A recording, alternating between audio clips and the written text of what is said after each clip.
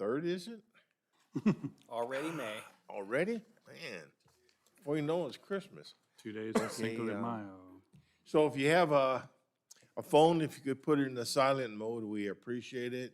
And if you'd like to make a comment, you can come fill out the slip in the back and give it to the young lady to my left, my far left, my far left.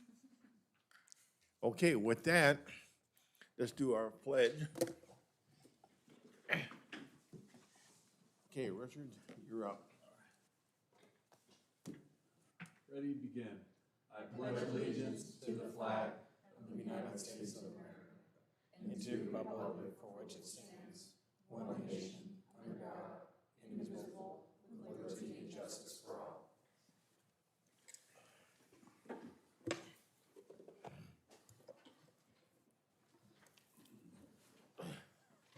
Okay, can we get a roll call, please?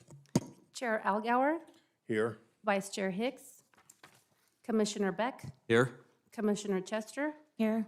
Commissioner Higginson, Here. Commissioner Snodgrass, Here. and Commissioner Vick. Here. Thank you. Thank you. With that, and we have any public comments, Ben? No public comment on items that are not on the agenda. Okay, then we'll move to the consent agenda, which would be the meeting of April 19th in minutes. So I get a motion. I'll make a motion. I'll second. Got a motion and a second. Any changes? With that, all those in favor, say aye. Aye. Aye. Any opposed? None. Motion carries. Okay, with that, I guess we'll just move right on into the one and only project. Where am I at? Okay. So with case number 22-011, a CUP architectural review and a density bonus. Okay, so at that point, does anyone? I don't think we're gonna read it. We can just ask if there is Right. any ex parte communication and also Okay. open the public hearing. So if anybody has, we'll get a roll call on that. As part of anybody have anything, get a roll call on that. Chair Algauer, None? Commissioner Beck, None. Commissioner Chester, None. Commissioner Higginson, I did talk to Madeline with just a couple of clarifications on the, just on the item, but she clarified those for me. Commissioner Snodgrass, None. and Commissioner Vick. None. Thank you. Okay, what that means, everybody is clear on the disclosure. So we need a staff presentation. Maddie will do the public hearing presentation. Thank you, Honorable Chairman Algauer and Planning Commissioners. This is case number 22-011, which includes a density bonus agreement, a conditional use permit, and architecture review. The density bonus agreement would allow a 32% increase in unit density on the residential parcel. Conditional use permit and architectural review would permit a 16-unit multifamily phased housing project. 3 of the units are going to be allocated as the low-income affordable level throughout the proposed 1.43 acre development. So again, the project site is 1.43 acres and is currently vacant. The zoning is RM72C and is surrounded by other RM72C properties, while existing development is mostly single-family residences to the north, south, and east of the site. The RM72C land use zoning could allow for future development of other multifamily projects. A mobile home park is located to the west of the site. Additionally, I wanted to point out that there's an existing access easement for a northern neighbor that shares the northern property line with the subject site. And as a part of the application, the applicant proposes to improve Poplar Street, which is identified on the exhibit before you, which is a existing dedicated as a public road, and then the remaining street improvements would be through a private street. So in regards to the density bonus component of this project, I want to go over a brief overview on density bonus law. I know Ben has given some preliminary discussion in some previous housing law kind of sessions. So density bonus law was enacted in 1979 with the goal to encourage affordable housing development and is based on a sliding scale with the greater percentage affordability that an applicant chooses to deed restrict, the higher the density bonus allowed through on a project site. This percentage increase is an objective standard. So now we're going to go over kind of the density bonus calculation related to this specific project proposal. On a 1.43 acre site with RM72C zoning, the base density permitted through the general plan on this project is 12 units. However, as a part of the application, the applicant proposes 18% of the units reserved at the low income affordable level.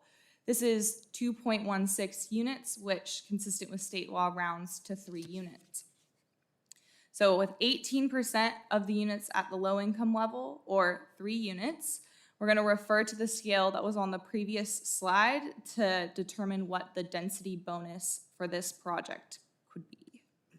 So on the screen, I have circled with an affordable unit percentage at 18% and agreeing to covenant those 3 units at the low income density level, the applicant could achieve a 32% density bonus. So 12 units base density times a 32% density bonus is 15.84 units, which again rounds to 16. So further, the site plan on the screen associated with the conditional use permit component of this application shows a total of 16 units configured into 8 duplex structures. There are decorative monument pilasters proposed as an entry statement at the front of the site, and 4 units are proposed to be constructed as a part of a phase 1, and these would flank the public street of Poplar, and the remaining 12 units would be constructed through phase 2. And again, these would front the future private road identified as Ramsey Court on the site plan. 45% of the project is proposed as landscape area with 2 detention basins proposed located along the northern edge of the site.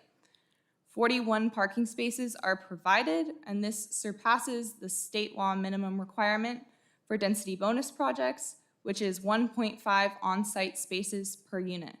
So the applicant is only required to provide 24 spaces according to state law. And to clarify, this is on-site parking spaces, so they do not have to be enclosed. However, the applicant proposes 32 of these spaces as enclosed traditional garage spaces for an additional amenity for each unit. And again, this is not required as a part of state law. So for phasing of the project, there are 2 phases proposed. 4 units, units 13 to 16, located with frontage off of Poplar Street, would be constructed as a part of phase 1 with necessary fire and engineering improvements such as the road construction and drainage BMPs proposed in this phase, and then the remaining 12 units, units 1 to 12, and other necessary improvements would be constructed as a part of phase 2. So a part of the density bonus request, there are also some concessions and a waiver proposed by the applicant. Concessions and waivers are procedural elements that are to be allowed with the density bonus agreement process, again, consistent with state law, and further support our general plan policy HN 3.3 housing incentives, which is to facilitate development of market rate and affordable housing through regulatory incentives, example, density bonuses, permit processing, and other means where feasible and appropriate. A concession or incentive, often used interchangeably, are a modification of existing development standards, and they're tied to economic and feasibility of developing a proposed affordable project. They are limited in number and based on the percentage affordability, again on that sliding scale. And at the proposed 3-unit affordable component of this project, or 18%, the applicant qualifies for 2 incentives. A waiver is also a modification of existing development standards, but rather tied to physical and feasibility of developing a proposed affordable project at the maximum density. These can be unlimited in number, and the applicant is requesting 1. So now we're going to go over these concessions in the waiver. Again, there are 2 concessions, one to remove the requirement for sidewalks to be constructed within the multifamily project, and then the second is to reduce the minimum side yard setback for 2-story multifamily structures. The waiver requested is to reduce the minimum front yard setback requirement for 2-story multifamily structures, and given the scale of this project is rather negligible, as in practice and functionally, the front yard setback of this project is actually to be used as a side yard for one of the units that fronts Poplar Street. I'll highlight it with my laser pointer here. So recent court law highlights that density bonus law provides a developer with broad discretion to design projects with additional amenities, given if doing so would conflict with local development standards. An architecture review is also proposed as a component of this project. There are 3 different floor plans with 3 different elevations proposed within the development, and they provide a modern and craftsman blended aesthetic style. Option A floor plan and elevation is a 1,455 square foot structure. Option B floor plan is 1,548 square feet, and option C is 1,533 square feet. Some key features includes staggered gabled roofs, stucco, covered entryways, decorative shutters, and wood band accents along the roof line of the front elevation. And then each of the 8 individual duplex structures propose a unique color scheme.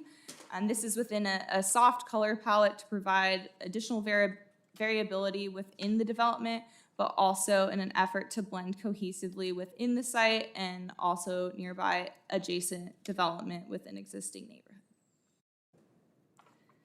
The conceptual landscaping is also submitted as a part of the architecture review and highlights magnolia trees to be planted within the front yard areas of the units. These are ornamental trees that will improve the aesthetic of the development and also provide shade to residents. As a standard condition of approval, the landscaping will be reviewed by our landscape architect through the building permit process. Some site photos are on the screen, and on the left-hand side, you can see the existing improvements of Poplar Street, and on the right-hand side is the existing gravel road, which leads to the adjacent neighbor's property to the north of the site. And this road would be improved and paved, and then the applicant has also agreed to provide a 19.5-foot driveway entrance to this property owner's site. So consistent with the conditional use permit application process, project notices were sent to neighbors within a 300-foot radius. Several calls were received requesting location confirmation, given that there is no exact address tied to this site and it's just an APN. So I provided a few email responses with clarification on the location, including site plans and screenshots of the land use and zoning district overlay. And then the adjacent neighbor to the north did come in and expressed some concerns related to traffic, parking, drainage patterns, perimeter screening, view sheds, and their property access. However, it should be noted that the general plan assumed development of a multifamily project here through the environmental review. So it is anticipated to accommodate a multifamily site related to traffic. Parking surpasses that which is required through state law. Drainage patterns would be evaluated through the WQMP review process and the conditions of approval. Perimeter screening is proposed as vinyl fencing around the periphery of the site.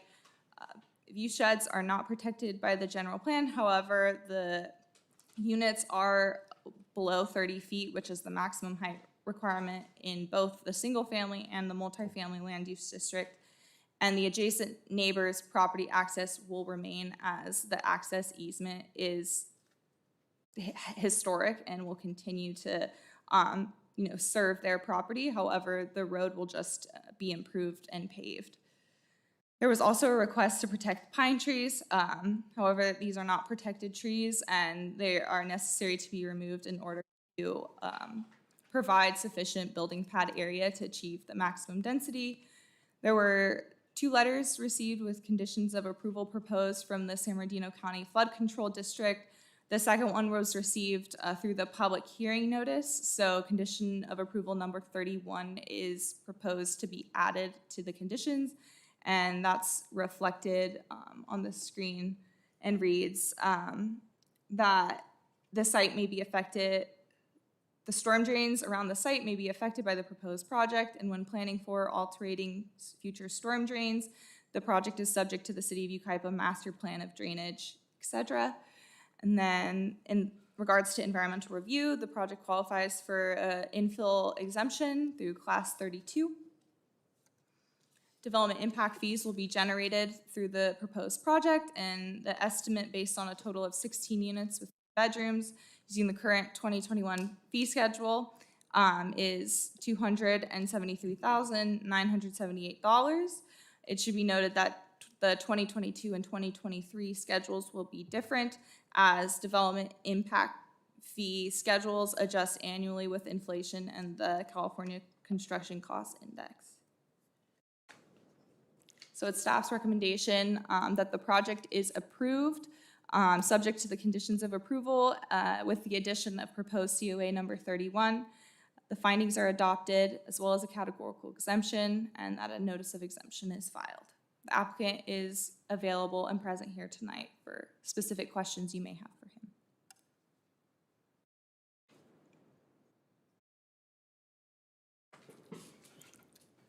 Okay, thank you. Very good. Anybody have any questions for staff at this time? I have one question. In the conditional use permit, paragraph 21 is it states that that phase one, one of the 4 units in phase 1 will be constructed as the low density, but that's all phases, right? Or is it just the one phase? So 3 of the 16 units are proposed at the low income level and will need to have a density bonus agreement recorded that is to be approved by the city council through a separate document so that in perpetuity those units remain at the low income level. As a part of phase 1, because the applicant is proposing this in 2 phases, we will execute that density bonus document and they will commit to providing one of the 4 units at the low income level so that proportionally speaking, there's consistency and we ensure that there is an affordable unit collected in the first phase. Okay, thank you for clearing that up. Appreciate that. Is the applicant or a representative like to? I have one question, JR. Wait a second. I have one question. Under the Government Code Section 65915D2B, it states that the 2 incentives must be provided if they're using at least 17% for the low income. With that said, if we don't agree with those incentives that they're requesting, would they have to come up with other options if we don't agree with those incentives or waivers? So your grounds for denying a requested incentive or concession is pretty narrow. The government code presumes that their request is reasonable and it's the city's burden to show that it won't actually result in a cost reduction or that there would be a significant adverse impact on public health and safety, which is that difficult finding that we discussed before in the Housing Accountability Act. So it's very difficult because the city can't request that the applicant provide a pro forma or certain other documentation to prove the cost reduction. So it is very difficult from a legal perspective for a city, both at a staff level and at a commission level, to deny that requested incentive or concession. I had one question, Jack. Go ahead. Just basically, I think address for engineering from the standpoint of when I was looking at the site, there's obviously a major kind of flooding courseway there, which is why I think the county has been actively concerned about this project. I don't know, historically, from an engineering, from the city standpoint, how has that been mitigated? Or I know we have a lot of retention and detention basins in this city, so is there any kind of historical data on this kind of floodway or this potential area there that would impact the neighbor that's obviously there now?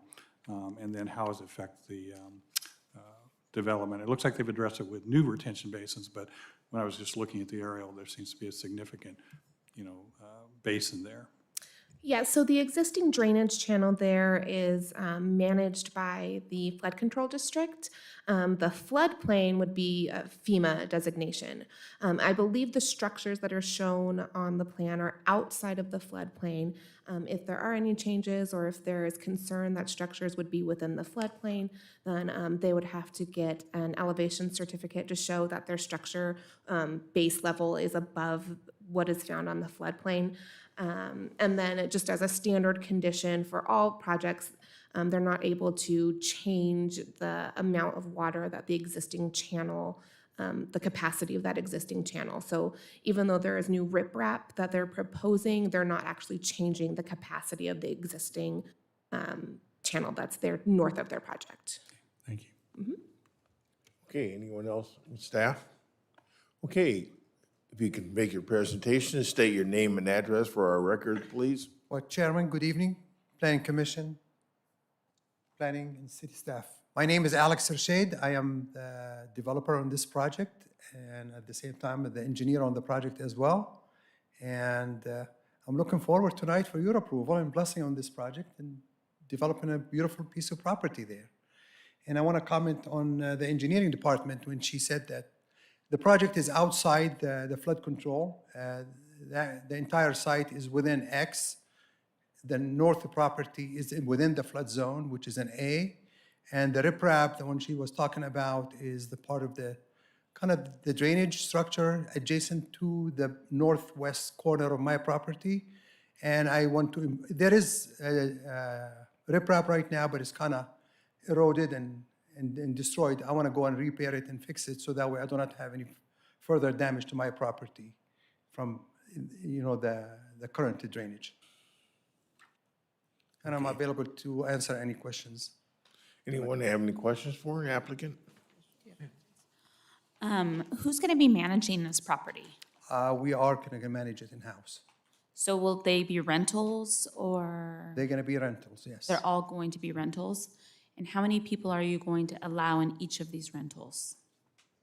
It's a 3-bedroom units, so we are hoping that we can get, whatever, families, like 4 or 5 people. Okay.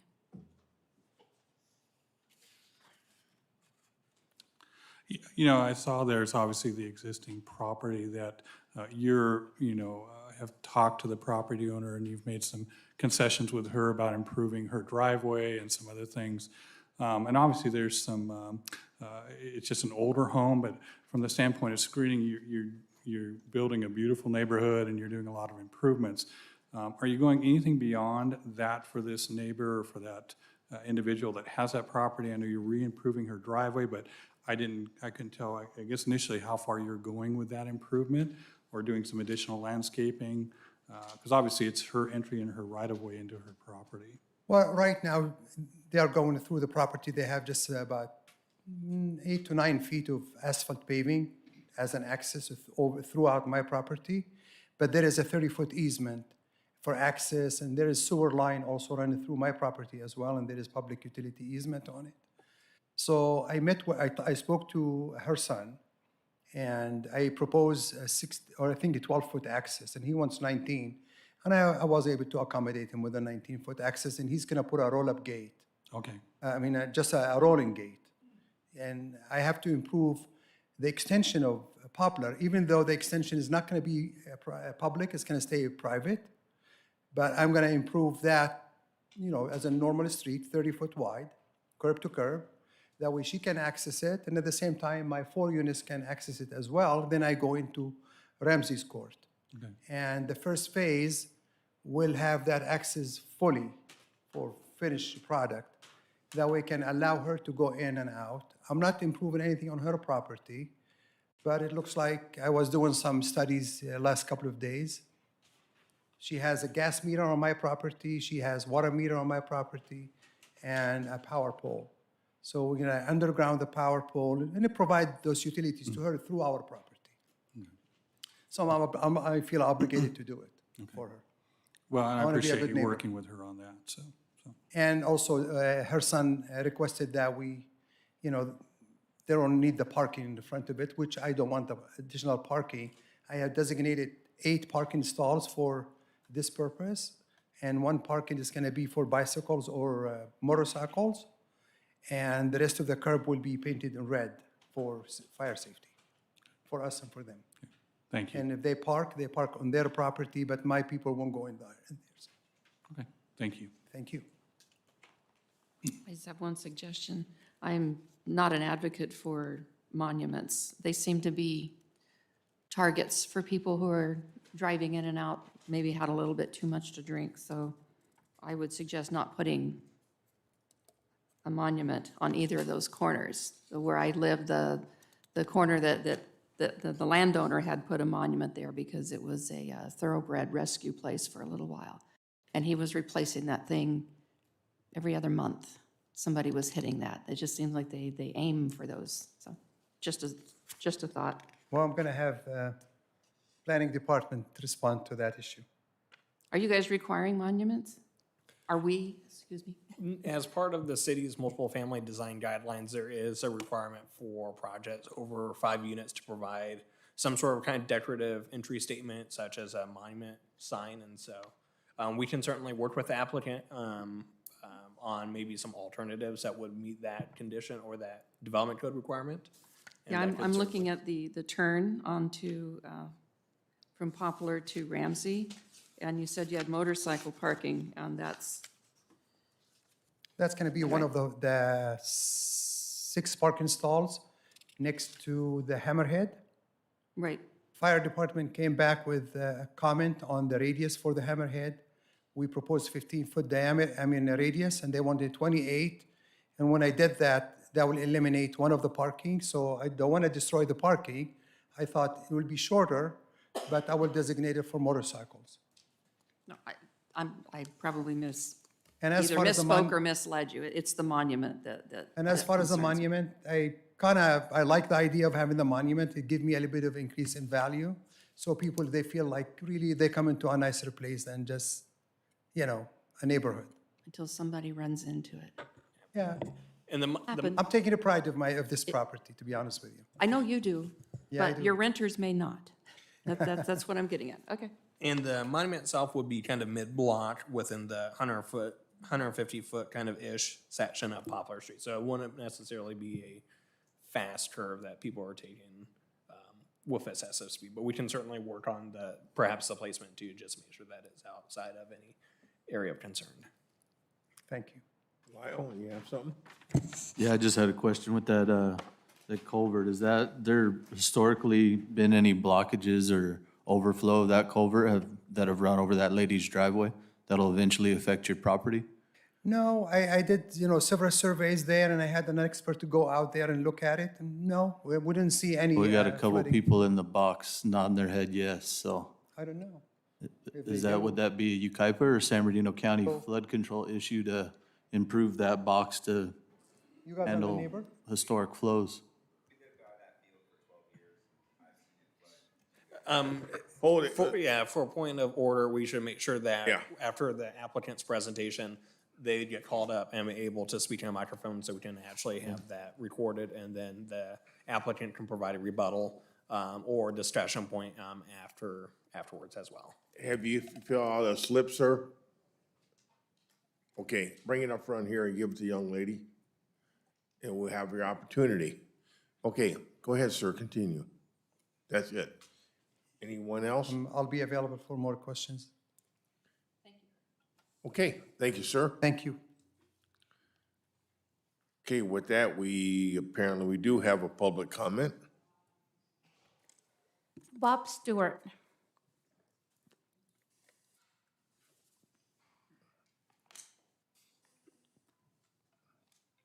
If you could just state your name and address for our records, please.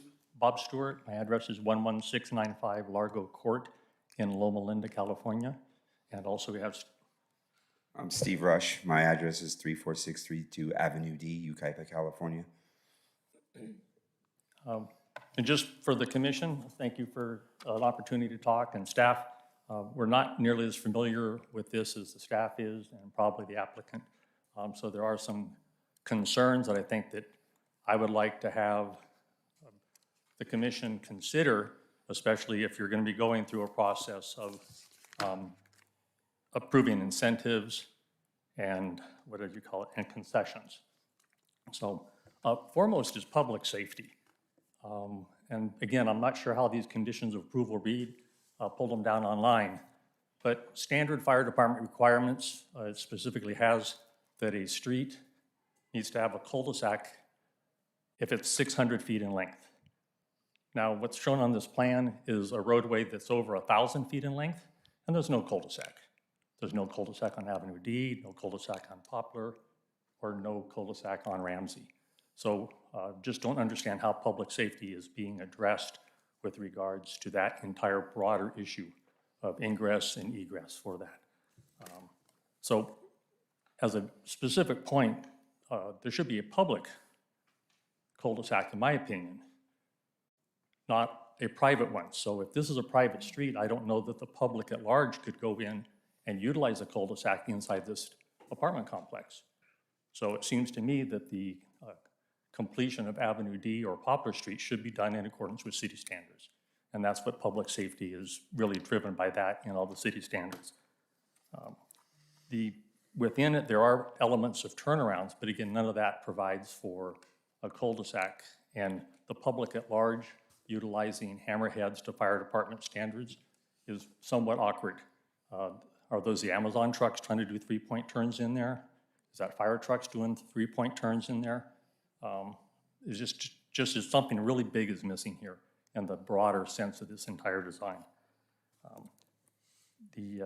Also noted that public sidewalks or even private sidewalks aren't being provided. I'm not sure why that would be waived inside, because one of the items that I did not hear in the presentation is designation of any ADU apartment units.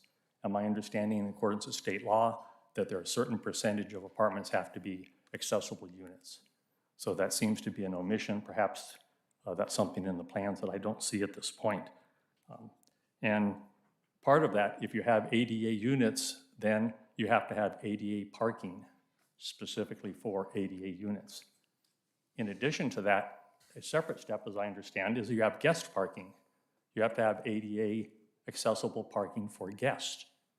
Those are sole or separate or distinctly different from the ADA unit. So if I have an ADA unit and I have my own blue tag, I can't use the guest ADA. The guests still have to have ADA units. So I think there's a real constraint here on the parking because a large percentage are covered, which is wonderful for the tenants, but that's not providing for the guest inadequate. So I think the math has to be done on parking assigned to units and then what's left over. And of those left over, how are those facilitated for guest, ADA, and not? So I think there's basically an omission here in the evaluation. So if we could ask you to wrap that up, please. Certainly. A little more specific, some design issues. In no particular order, there is a backyard shown, dimension, but there's a V-ditch with no dimensions. There's retaining walls shown with no dimensions. There's retaining walls with no heights shown. Big unknown. So I don't know how much backyard's left when you start subtracting V-ditches out, walls out, and things of that nature.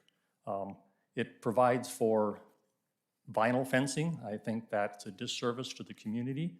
I think block walls would create absolute higher value for the project. The lifespan of vinyl fences are not that great. All right. We thank you, sir, for your Is there a comments. 2-minute There is a 3-minute time limit, and it Yeah. was 4 minutes and 30 seconds was the comment. Can Mr. Rush continue then?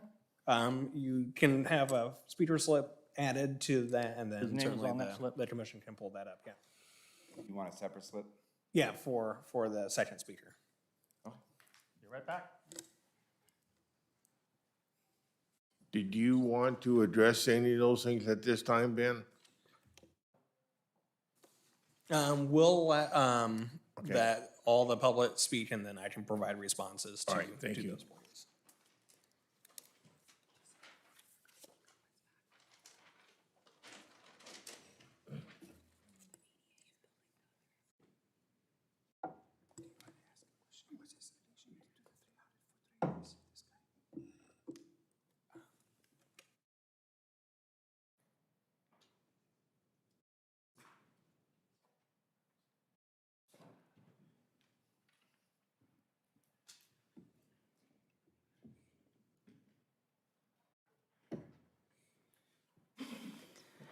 Next, we have Stephen Rush.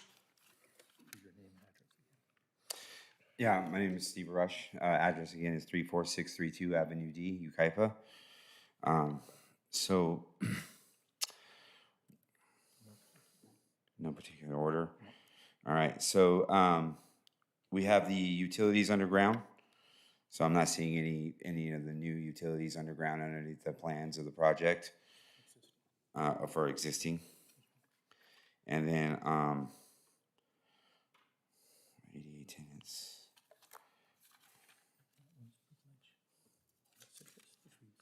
Oh, the trees. I do notice in the plans that you guys have citrus trees that are lining up with the backyard. I know it's small, but I mean, living in Yucaipa for all of my life, I know it gets super cold up here, and citrus trees don't do well, especially if they're on the north-facing side of a big wall. It's never going to get sun, so they're just going to end up dying anyway. So I don't see why they have the citrus trees there. And then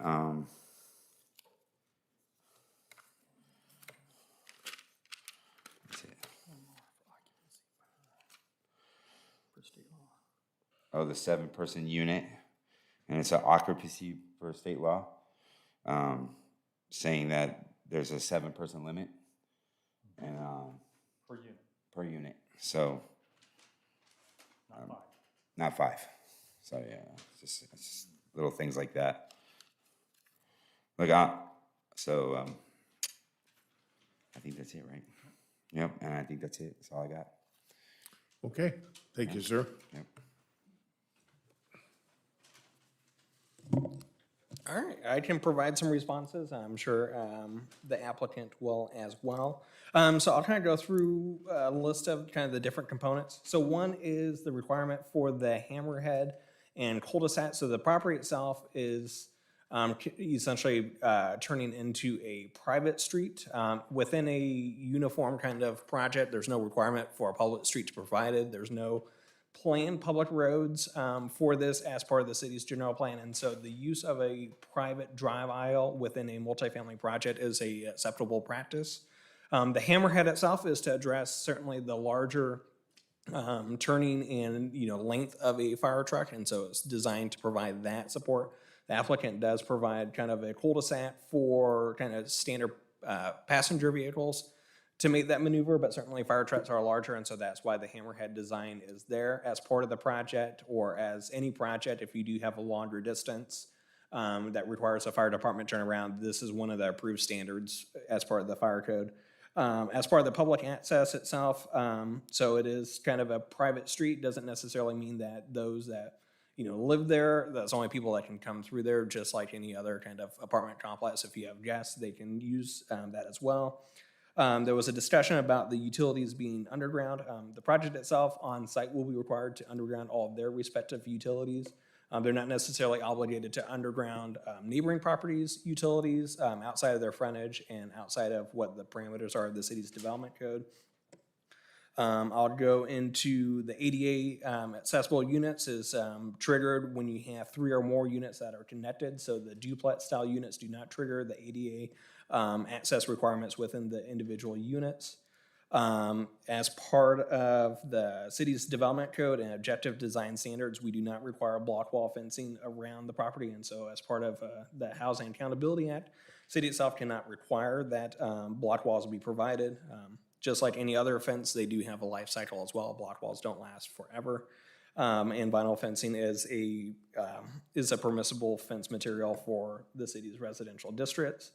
And then as part of the incentives and the requirements, so these are kind of as Maddie referenced in her staff report, these are objective standards. So if you meet these density bonus stuff, this affordability components, this is what you get to qualify for. There isn't necessarily a lot of magic or discretion on those components. And so the parking standards, they are providing access parking over the city's development code, and then also able to provide the 2 incentives and and the waiver as well as part of the density bonus, because they are selecting to do that. So that once they've chosen to do that and enforce those affordability, then they are eligible for those requirements. It isn't necessarily a decision point on the city staff or the decision makers at that point. And I think that addressed all the key comments. And I will say, kind of with the citrus as well, the trees themselves can kind of survive. The issue with the frost is the fruit quality, and so that's why you had the smudge spots for kind of the commercial citrus. But I have citrus trees at my house. I don't have a smudge spot, and they're doing pretty good. Hopefully I'll have some good carrot oranges soon. And I'll let the applicant, if he has anything else that he would like to add, can certainly do so as well.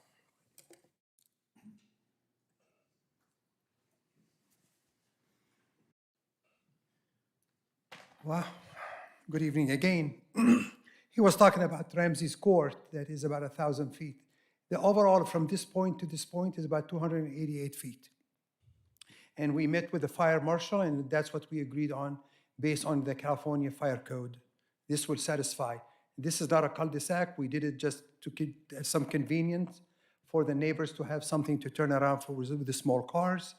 And the minimum width they requested per the California Fire Code is at 24 feet, and I allowed that one as well. And the gentleman was talking about the retaining wall. I have retaining wall at this section in here. At the corner to here is about maybe 5 feet. The rest of it goes down to 2 feet. And from this point, it goes down almost to 0. I'm just trying to retain the people's behind the yards in here. And I'm putting a V-ditch also in here.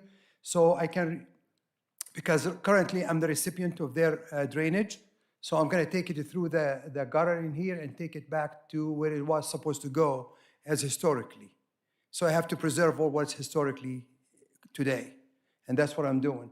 And on this side, I have a retaining wall in here because this one also is sloping on the neighbor, and I cannot drain my property to their property anymore. I have to bring it back and put it in this detention basin in here. So I believe, hopefully he got the answer he needs on the fire and the retaining wall and all that stuff. And the planning department, I think, answered the rest of it adequately. Just so I'm clear, obviously there was a comment about the, that existing channel having some historical challenges to it, but this property is not at all exasperating those existing conditions. So whatever has historically happened to that neighbor's property is an ongoing thing, and it would be their responsibility to deal with any kind of improvements to their property to do that, because this isn't really affecting her property at all. So I just want to be clear on that. Yeah, that's correct. Thank you. Thank you. Okay, with that, we'll close the public hearing, and then we'll move to the commissioners. You have any other comments? No, I'm fine, Jared. I just wanted to ask, if they can't rent all of these units at the regular rate, what is the probability of all of these units turning into affordable housing?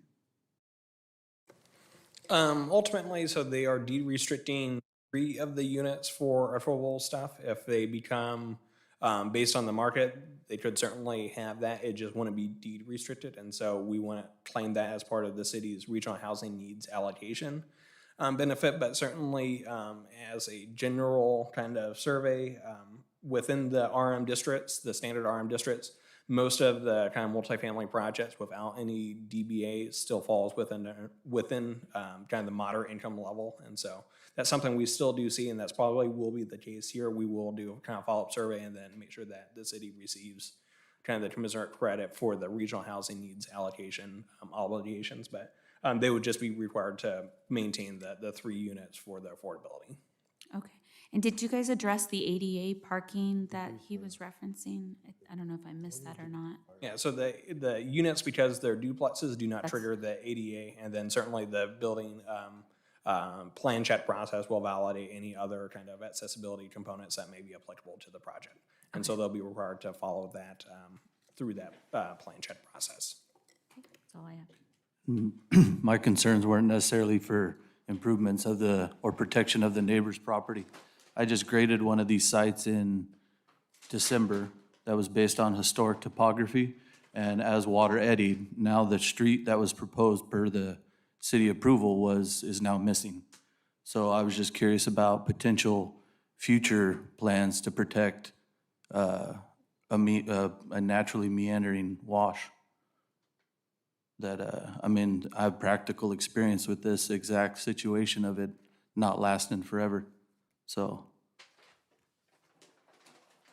that's all I was getting at.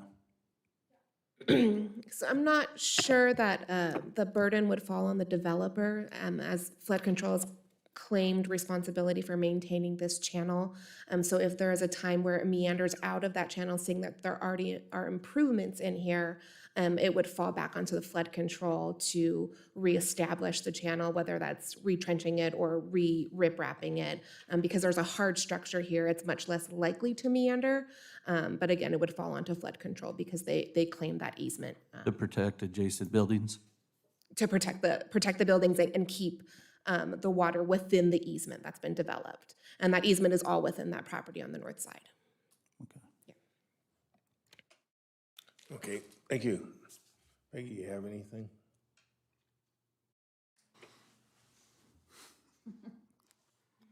Wheels are turning. Nope. Ooh, I do. Richard? Yes. So these units will be fire sprinkled, right? Yeah, they'll All be units will be, okay. Are there fire hydrants along Ramsey Court? Yeah, so as part of the California Fire Code, they'll be required to provide the sprinklers and then provide also the distance requirement for fire hydrants as well. Okay.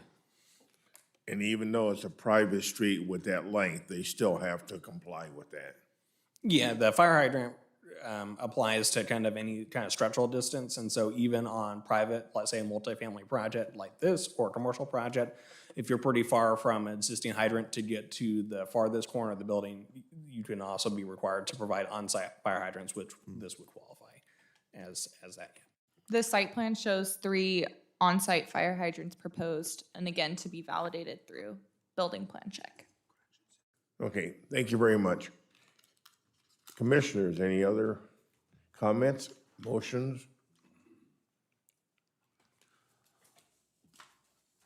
I will make a motion to approve this project and all the recommendations. Okay. With that, I have a second. I'll second. Okay, now we have a motion and a second. So can we get a roll call on this? And to confirm, this is with the additional condition that was requested by the San Bernardino County Flood Control District, correct? Yes. Oh, okay. Thank you. Chair Algauer, Yes.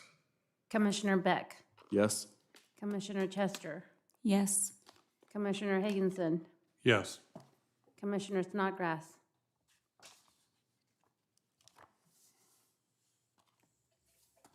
Yes. Commissioner Bick. Yes. Okay, Thank you. project carries. Thank you, sir. Thank got you a all, I project. appreciate your effort. Thank you, city staff, thank you. Okay, with that, Ben, do you have any announcements or? So I'm going to do the study session on the California Environmental Quality Act, since we had kind of a lighter agenda, and this is something that I'm sure we will see in the future as well, and figured it'd be a good time to kind of do the introduction. All right. Okay, with that, Meeting adjourned. No, I started out to do the presentation, so. It's just not clicking. I tried to get away from it, but it didn't work.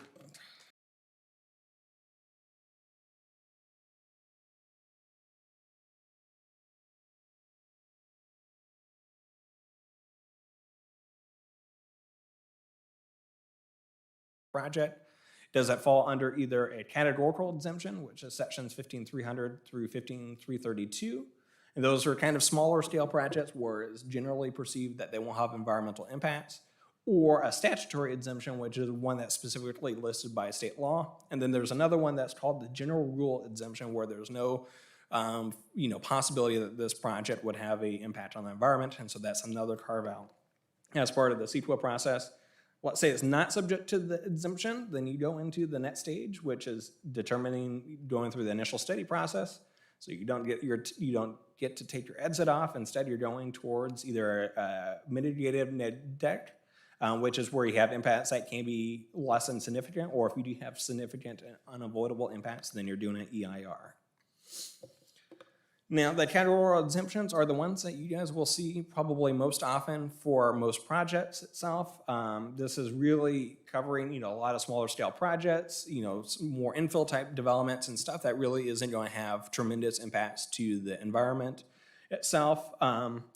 That said, categorical exemptions are not necessarily absolute. There are, as part of the exemption, exceptions to those exemptions, and really looks at kind of the nature and location of the project. So really is, hey, if this project may be scale, but it's in a location, a spot that is gonna have a tremendous impact, then it would not qualify for that particular exemption.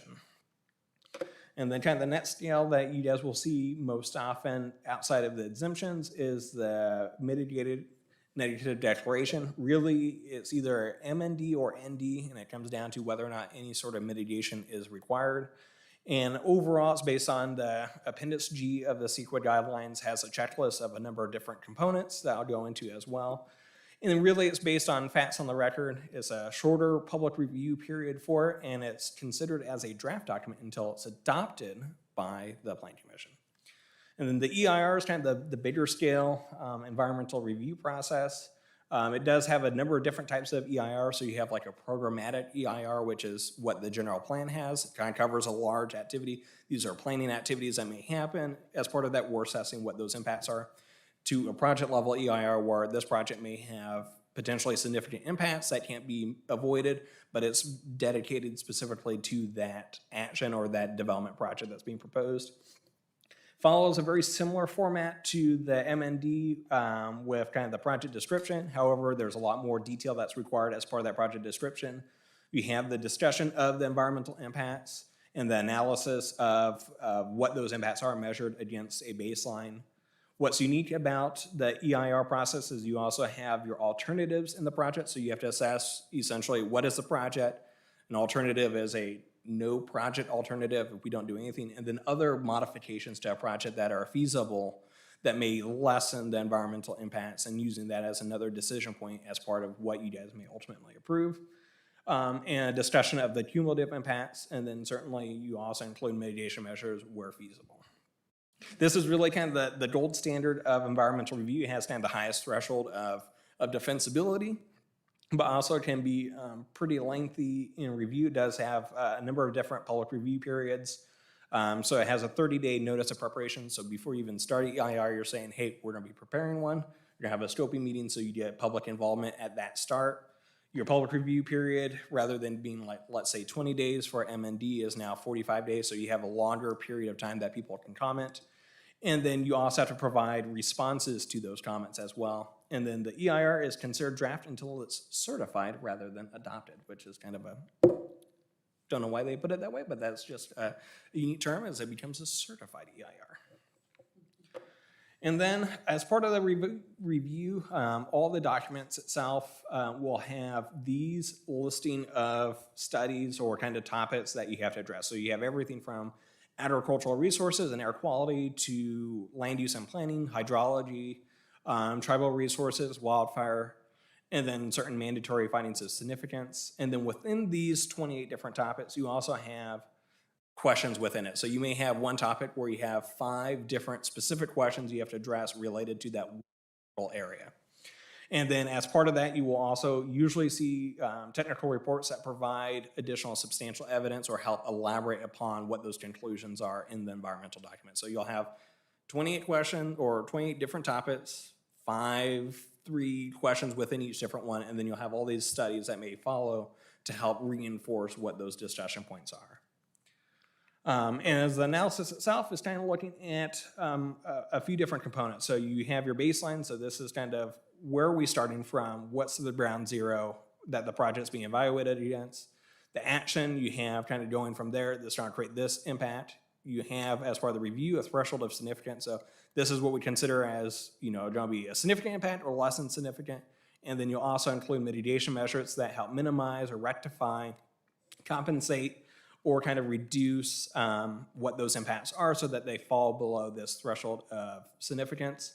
And really, each mitigation measure is going to have a who, what, why, kind of when approach. That way you have a measurable thing of this is what the developer is going to do, this is what the contract, construction supervisor will need to do during the, grading phase, or the building inspector will need to verify this. And so you have this kind of enforceability of making sure that that mitigation is actually completed for the project.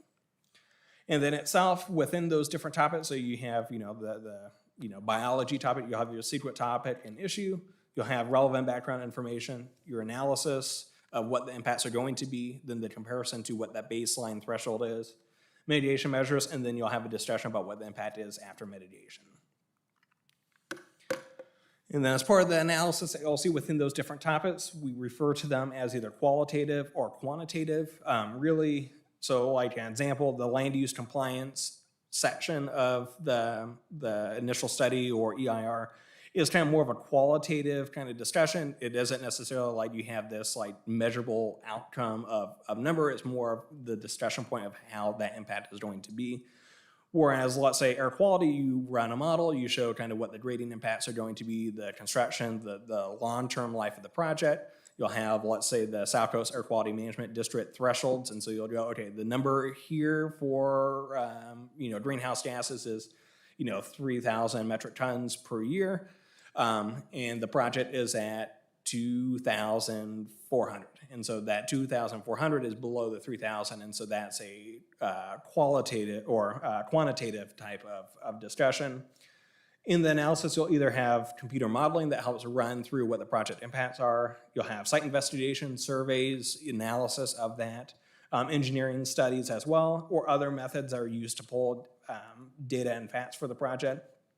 Then you may also have other outside agency coordination. So one of the examples that we have for cultural resources is all environmental projects that have a MND, ND, or EIR trigger tribal consultation. And so the tribes will review the cultural impacts and kind of go, this is what we see as a potential issue based on our knowledge of the area, the historical knowledge, or the prehistory of the site. And so they may also provide and weigh in on those impacts and make sure that those resources are being cared for. And then certainly, as I noted, you may have a number of different appendices on any given topic that really provide that in-depth analysis. Kind of the mantra is that the environmental document itself, kind of the one that you guys read, is supposed to be a public document. It's not supposed to be buried in a whole bunch of technical data, tables, all that stuff where you can't really understand it. Those go in the technical appendices, and the kind of the cliff notes of the impacts are what is supposed to be shown in the environmental document. However, they can certainly still be pretty lengthy because of, as I mentioned, the lawsuits that have kind of transformed that process. It is certainly a bit more of an effort to ensure that there's a complete administrative record. I will talk about one type of traffic analysis that is, or one analysis section that is interesting just because it's relatively new. It's a little bit harder for kind of the lay people to understand. So back in the day, not that long ago, California Environmental Quality Act really looked at level of service. So how does a roadway perform? What is the delay you have? That is no longer a CEQA threshold. It's really coming down to vehicles miles traveled pursuant to SB 743. So it's rather than looking on the capacity and the driver delay, VMT is looking at what is a land use occurring and what does that mean for people that have to use it? Do they have to drive farther to do it? Is it a lot harder for them to get around? Is that something that creates where that driver dependency is a lot harder to manage? It is a complicated assessment, and really the mitigation is still not that well defined. That said, talking to traffic engineers, LOS itself is not really an environmental issue. How long, a traffic signal you have to wait isn't really necessarily an environmental issue. It's more of a convenience factor of, when you're there. So the city still has general plan policies for level of service to address it, but it's not necessarily an impact. And then certainly traffic studies, when they kind of do it, run a very conservative kind of analysis. So you have all these different projects adding traffic and traffic and traffic on the analysis, but may not necessarily come to fruition. And so this is an example that is a street that's level service A. Obviously, it's a lot of land that's being maintained by that city, but no one's using it. And so that is certainly kind of one of the ramifications with level services. It does kind of create a difficult part for certain projects or, places like in the city's uptown district where you have that more close-knit kind of fabric. Level service analysis specifically for that penalizes that type of environment, whereas you have this, what's referred to as a strode in certain circles. That really isn't necessarily something that, while it's a level service A, wouldn't be what you would want to see in a place like uptown. Now I'm going to go through just some key terms that kind of play into the discussion. So one is a fair argument and then substantial evidence. These are kind of key elements of what the review process is. The fair argument is where someone can argue based on some degree of facts that a project may have a significant effect. And so it really is a low threshold that applies to NDs and MNDs that would trigger an EIR. The facts itself don't have to be absolute or unequivocal, but they do have to be founded in some sort of fact. So looking at a project saying, I think it's going to cause this because of this, this, and this, they don't necessarily have to provide a robust analysis to justify that, but it can't be just pure speculation. And so that does trigger, where an EIR may be required, whereas substantial evidence is really, you have to have a lot of data to back it up, scientific evidence, expert opinion that can weigh against what it is. And so EIRs and exemptions themselves have actually a higher level of review because the fair argument isn't enough to overturn that environmental document, whereas an MND does. And then the kind of last two components is the lead agency. So you'll hear and see in your environmental documents that you guys are the lead agency. You guys are the ones that are carrying out the decision. And so that's something to remember. You guys are ultimately responsible for the CEQA determination if it's approved by Plan Commission, and then the same for City Council. So you guys we help prepare it, we help provide the analysis, and then it's ultimately you guys are weighing in on this is what we see based on the facts, what the impacts are going to be. And then the other component that's really important is the independent judgment.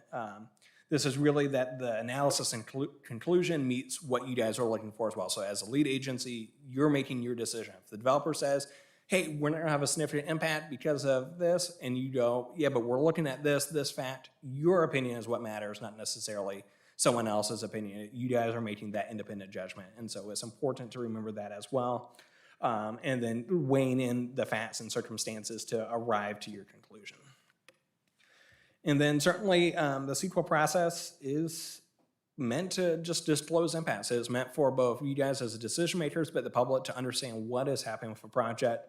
And all of these actions have some sort of public notification as well. So if we have, let's say, notice of intent to adopt an MND that's going to the paper, we provide that circulation. Even the exemptions you'll see under the agenda is included, and it shows that when you guys are taking action on a particular project, here's what's also happening. And then certainly, why is it important? Well, most of the public comments you guys see tie into CEQA in some way. When someone complains about what is the traffic or I'm gonna have dust from construction, that is all tied to a CEQA-related impact. And so it's important to recognize that most of the comments we receive in some way thread towards the environmental review. And one thing to remember as well, not all those that are in favor of project show up and comment, and same on the other side. People that are engaged in the project or in providing public comment in the CEQA review aren't always necessarily going to say, hey, I think it's a great project, approve it. It's going to be more elevating their concerns that they have with the project, and so something to keep in mind. And the last component that you guys have seen already is kind of the last minute data dumps, where let's say an attorney group or some other group will provide a big lengthy letter saying, here's why the environmental review is inadequate, and here's a whole bunch of pages of nonsense that I'm going to provide with it, and you're going to have 500 pages to read of studies from other cities that have nothing to do with the project. And that's something that people do. We do as staff try to read through everything pretty quickly and see, is there anything that's a fatal flaw that we need to maybe take a pause, address, and make sure that we provide in the administrative record to overcome whatever that issue is. And so certainly you want to make sure that you're not just, if someone shows up with a hefty document, that you're delaying projects because they will take advantage of it. But if there is something that is important, it is always worth slowing down and taking a breath. No matter what the applicant says, it is not the end of the world if we need to also take a break and make sure that if there is a very important point, that we coordinate and get that information in before you guys make your final decision.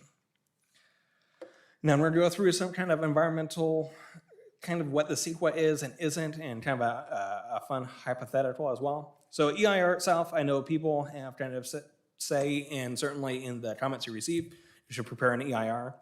An EIR itself is not meant to stop a project, is not required for contentious projects as well. So just because a project generates a lot of controversy doesn't mean EIR is the thing that you need to do. EIR does not tell you how to vote. It's purely to disclose what those impacts are. One thing that's always kind of interesting is certainly developers take the perspective that EIRs are more expensive, take longer, or more comprehensive than other environmental documents, and that's not necessarily true. Certainly there's a lot more state law requirements of what needs to go in an EIR itself, but you can have exemptions with multiple technical studies that justify those impacts as well. So you can still see a pretty wide gamut. It really depends on what the project is. I know that we've seen comments before in the city about a four-season EIR. That's not a term that exists anywhere in the California Environmental Quality Act guidelines.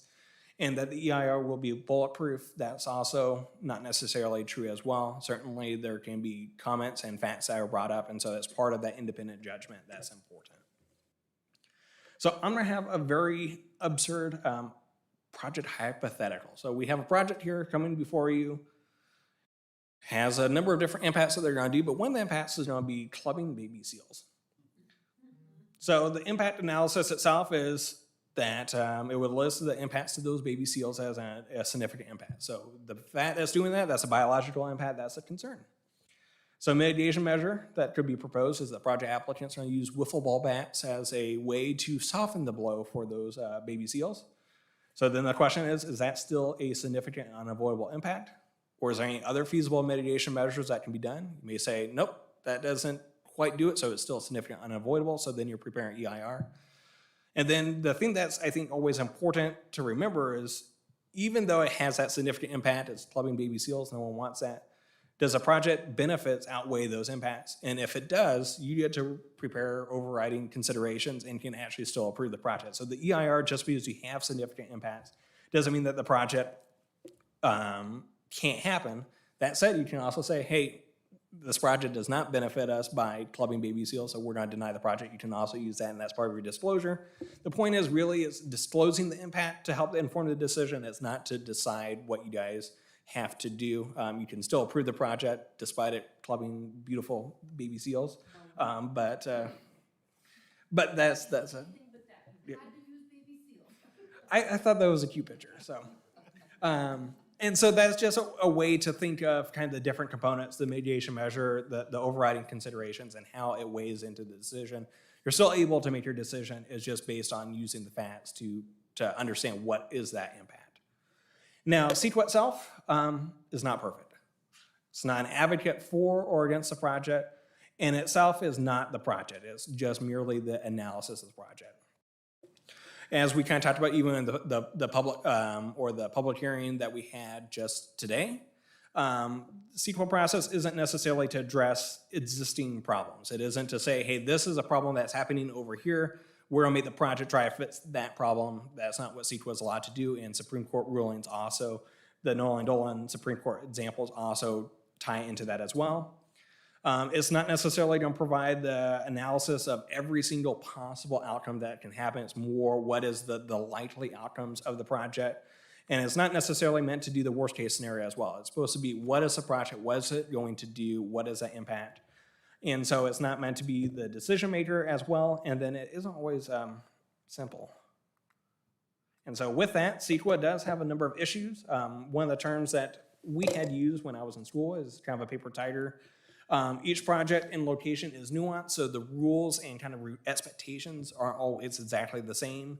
And then the court cases itself have really kind of evolved that determination as well. So there's a lot of different factors that can weigh in on kind of how CEQA is applied along those different particular impacts. Every city is different, their thresholds are different, the project itself is going to have its own different impacts as well. CEQA is also, as I mentioned, kind of used to delay projects. So certainly that bid data dump where people try to have you guys stop from making a decision, that's a way to delay a decision on a project. They use tools as a way to delay the projects through, let's say, lawsuits where they go, okay, the project's been approved, now we're gonna go through, the discovery phase, the public records request, we're gonna stop everything, and they're not gonna be able to do anything until a judge weighs in or there's some sort of cash settlement for a decision to move the project forward. And so a lot of people, attorney groups, other groups like to use CEQA and oppose projects and hopefully win attorney fees for their advocacy role that they have. But then certainly also just to stop projects. And then, one thing that's also one of the implications of CEQA is merely for disclosure. It isn't necessarily to improve the environment.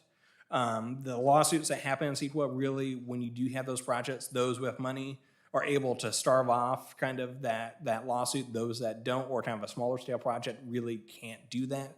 And then kind of the inverse is true as well. Sometimes you'll have, wealthy, more affluent neighborhoods that have a lot more funds that they can pull together to initiate the CEQA lawsuit, pay for an attorney to do that, whereas maybe you do have more disenfranchised parts of the community where they really can't engage on that too. And so it isn't always a very fair approach that's used.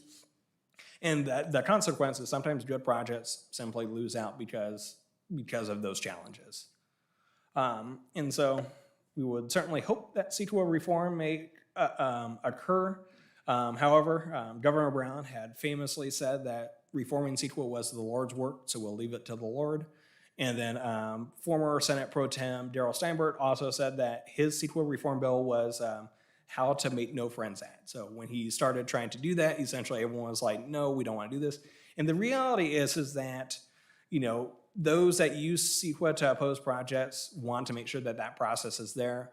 CEQA does have a very fundamental role as well of disclosing environmental impact. So you still want to make sure that that goal is there. And so being able to find a way to achieve that makes everyone happy has not happened. Most people are not happy with every single decision, and CEQA is certainly one of those. And so really what we're seeing now is just more this kind of piecemeal approach where certain projects, like affordable housing projects, may qualify for certain exemptions. And really kind of the last part, way to help safeguard the city.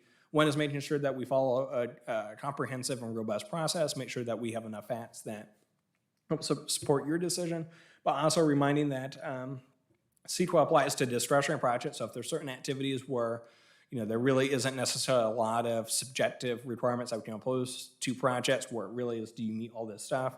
Then, if it is a ministerial type project, CEQA does not apply in those cases. And that's my CEQA 101. I could go into a lot of detail.